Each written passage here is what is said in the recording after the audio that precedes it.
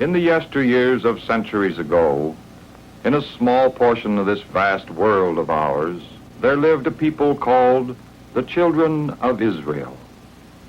From them came certain men and women through whom God revealed himself to all mankind. One of these was Jacob, bearer of the promise.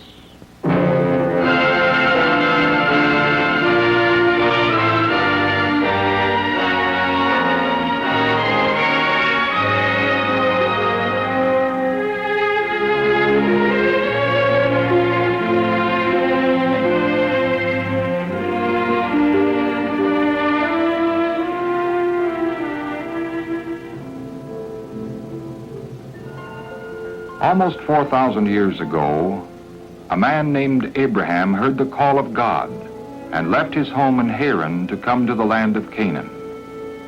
And now his son, Isaac, was married to a young woman of Haran named Rebekah, and Abraham was happy.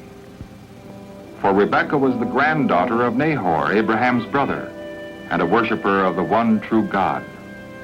A woman who would help fulfill the promise that someday all the nations of the earth would be blessed through the descendant of Abraham.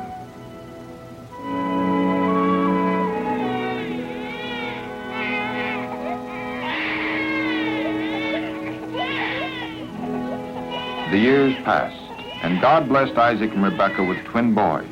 The firstborn was named Esau because his skin was hairy. The second was called Jacob. And Rebekah often thought of something God had said to her before their birth. The older one will serve the younger. Although the boys were twins, they grew up very different in character. Esau became an expert hunter, a man who roamed the hills and forests, while Jacob was a thoughtful and hard-working man who took care of his father's herds and flocks and loved the quiet of his tent. One day Esau came home tired and hungry and smelled the food Jacob was preparing for himself.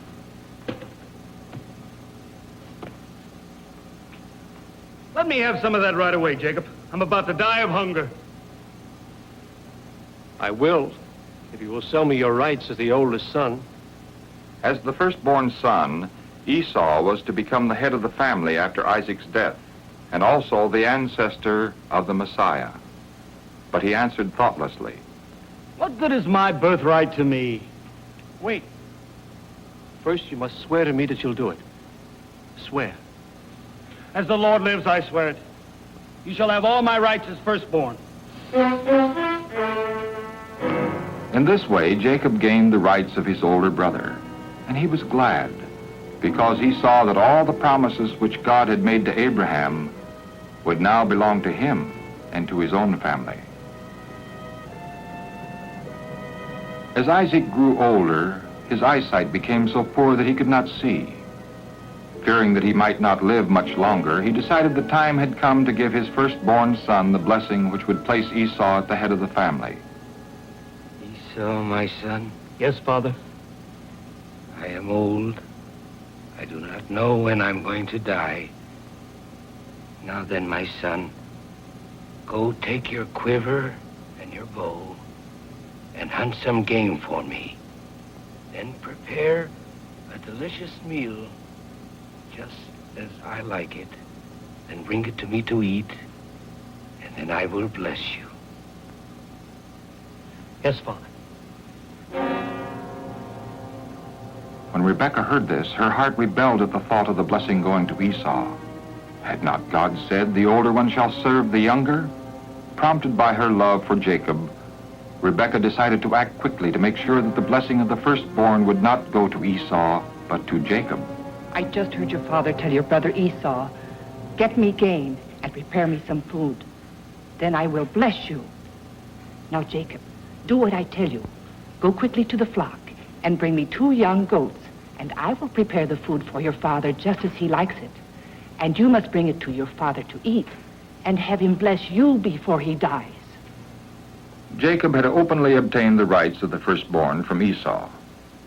But should he deceive his father in order to get his blessing? In his heart, Jacob was troubled, but he expressed only one fear. Mother, you know that Esau is a hairy man while I am smooth. Suppose my father touches me. Then I'll bring a curse on myself instead of a blessing. Let any curse that can fall on you be on me. Just do as I say and go. Get the goats for me.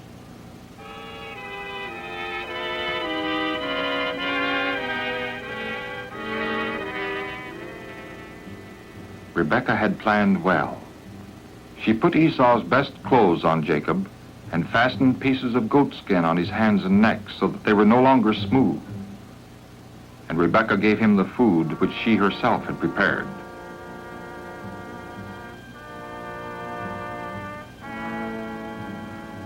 At first, Isaac had some doubts as to who was in the room.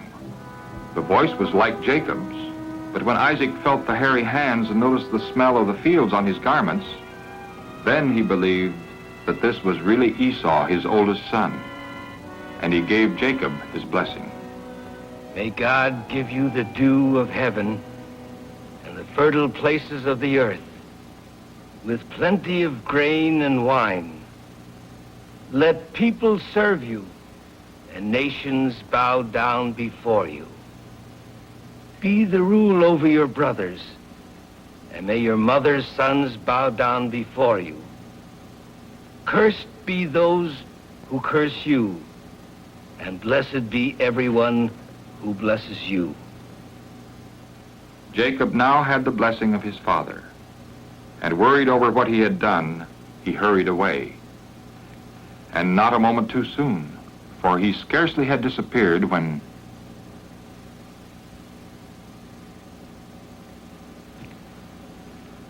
My father, here is the game I prepared for you, that you may bless me. Who are you? I'm your firstborn son, Esau. Who was it then that hunted game and brought it to me? And I have blessed him. Yes, and he shall stay blessed. Bless me too, oh my father. Then his father answered, saying, You will live away from the fertile places of the earth, and away from the dew that falls from heaven. And full of hate for his brother, Esau said to himself, My father will die soon, and then I'll kill Jacob. Rebekah was certain that unless the brothers were separated at once, there would be bloodshed and grief. So she told Isaac that the time had come for Jacob to find a wife, and that he must not marry someone outside of his own people as Esau had done.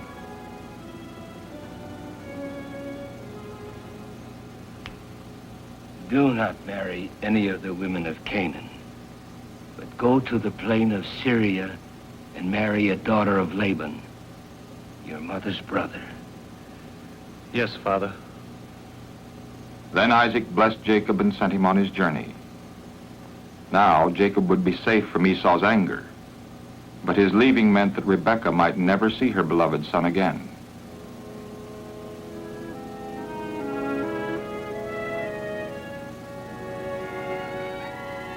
So Jacob left the only home he had ever known.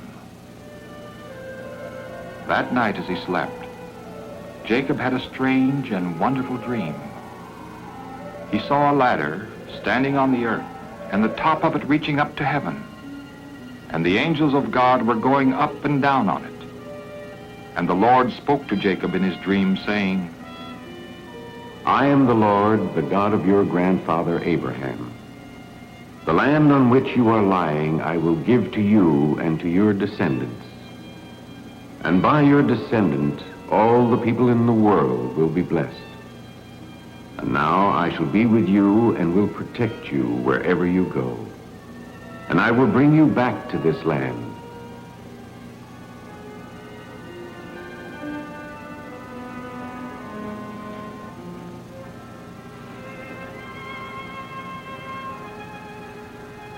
Surely the Lord is in this place, and I didn't know it.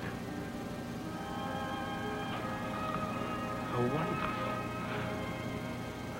It's nothing less than the house of God. And here, the gate of heaven.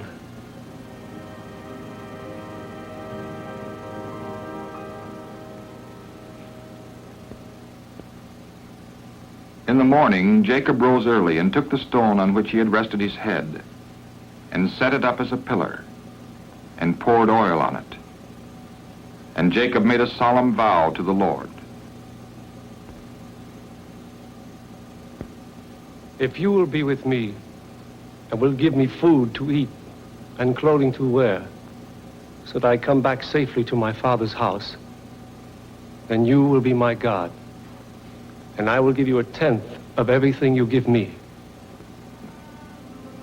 Then, assured of God's favor and strengthened by his promises, Jacob continued his journey to Haran, toward the home of Laban, his mother's brother.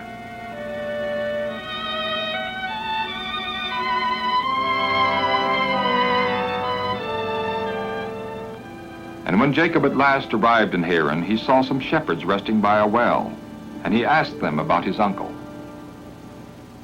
Laban, the grandson of Nahor? Yes, we know him. Is he well? Yes, he's well. See, here comes his daughter Rachel now to water his sheep.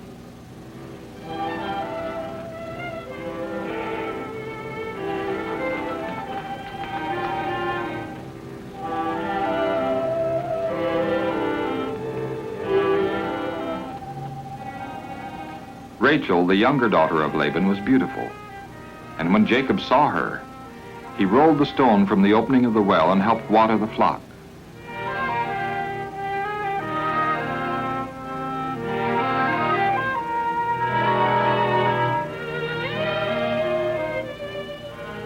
Then Jacob told Rachel, "I'm Rebekah's son." And she hurried to tell her father so that he would come out to welcome Jacob.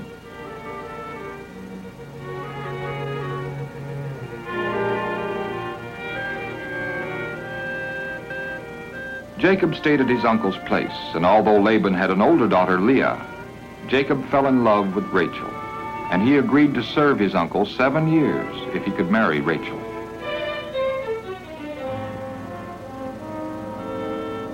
But because Laban wanted to have his older daughter married first, he tricked Jacob. And at the end of the 7 years, What did you do to me? I worked for you for 7 years in order to have Rachel as my wife. Why? Why then did you cheat me? In our country, we do not give a younger daughter in marriage before the oldest one. But you may have Rachel too if you'll agree to work for me another 7 years.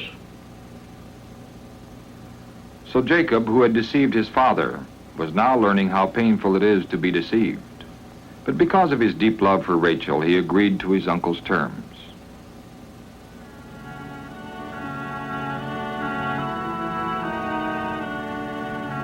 As the years passed, Jacob prospered greatly. The Lord gave him a large family and many flocks and herds. But still his heart was not at rest. He longed to see his homeland again, to make peace with his brother Esau. So, with his family and his servants and all his flocks, Jacob journeyed from Haran and crossed the Jabbok River, where they camped for the night. 20 years had passed since Esau had threatened to kill Jacob. What if Esau had not forgiven him for taking his blessing? The night before he met his brother, Jacob turned to the Lord in prayer and wrestled with him until daybreak. Because Jacob firmly clung to God in faith, God told him, "Your name will be Israel, for you have fought with God and have won." But in the struggle, Jacob's hip was injured, and from that time on, he walked with a limp. In the morning, Jacob hurried ahead to meet his brother, to whom he had already sent gifts with which to win his favor. And when Jacob saw Esau approaching, he bowed low 7 times to show his desire for his brother's love and friendship.